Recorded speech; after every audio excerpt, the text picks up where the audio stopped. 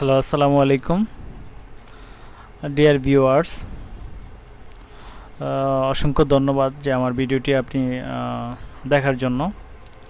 তো আমি আপনাদেরকে আজকে গুরুত্বপূর্ণ একটা টিপস শেয়ার করব আপনাদের সাথে। আমরা অনেকেই প্রায় দেখি যে আমরা যখন অ্যাডোবি ফটোশপকে ব্যবহার করে থাম্বনেইল বানাই ইউটিউবের জন্য, অথবা বাংলা ফন্ট ব্যবহার করি, অথবা আমি দেখা যাচ্ছে যে অ্যাডোবি ফটোশপে বাংলা লিখতে চাই বা লিখি। তো যখন বাংলা লিখি তখন দেখা যায় বাংলা ফন্টগুলা ভেঙে ভেঙে আসে। যেমন আমি সাপোজ যদি আমি এই যে ফটোশপ ওপেন করলাম, এখানে আমি আসলে একটা থাম্বনেল বানাচ্ছিলাম আর কি। তো এখন দেখেন আমি দেখাচ্ছি যে আমি একটা টেক্সট কমান্ড নিলাম। এখানে আমি কিছু বাংলা লিখতে চাই, যে অব্র কিবোর্ড থেকে আমি অব্র কিবোর্ডের মাধ্যমে মূলত বাংলা লিখতে গেলে দেখা যায় যে ভাঙা ভাঙা আসে। তো আমরা দেখব যে কিভাবে এই ভাঙা লেখাকে সলভ করা যায় যাতে ভাঙার লেখা না আসে। তো দেখেন আমি এখানে বাংলা সিলেক্ট করছি, আমি এখন আমি লিখি আমি, ঠিক আছে। দেখেন আমি লেখা হয়েছে, কিন্তু আমির রস্বীকারটা আসছে পরে, ঠিক আছে। বা আমি তোমায় লিখি,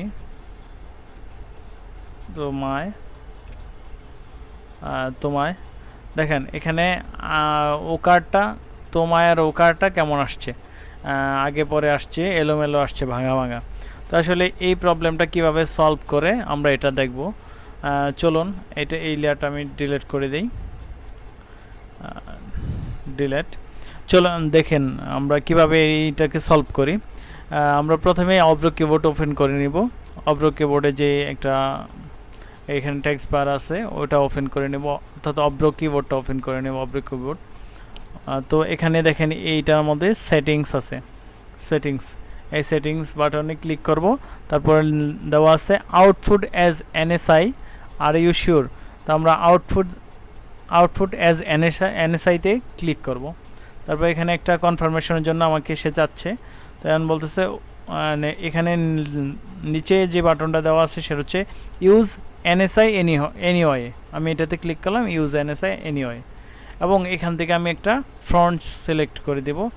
দেওয়ার জন্য এখানে টেক্সট কমান্ড নিতে হবে, আপনার টেক্সট কমান্ড নিলাম, এবং এখানে আমরা কালপুরুষ এনএসআই সিলেক্ট করব। এই যে এখানে দেখেন, অথবা আপনি এখানে লিখলে হয় KL, এটা বাংলা কিবোর্ডে সিলেক্ট করা আছে।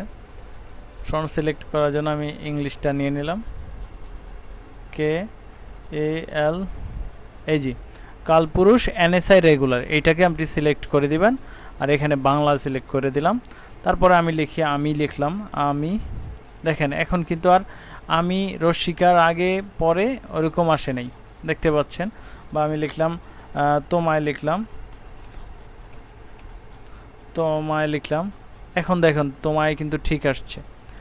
তো আপনি এভাবে ভাঙা ভাঙা বাংলা লেখাকে সঠিকভাবে লিখতে পারেন।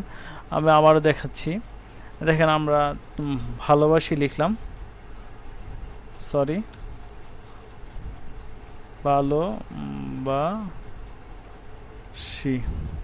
ভালোবাসি।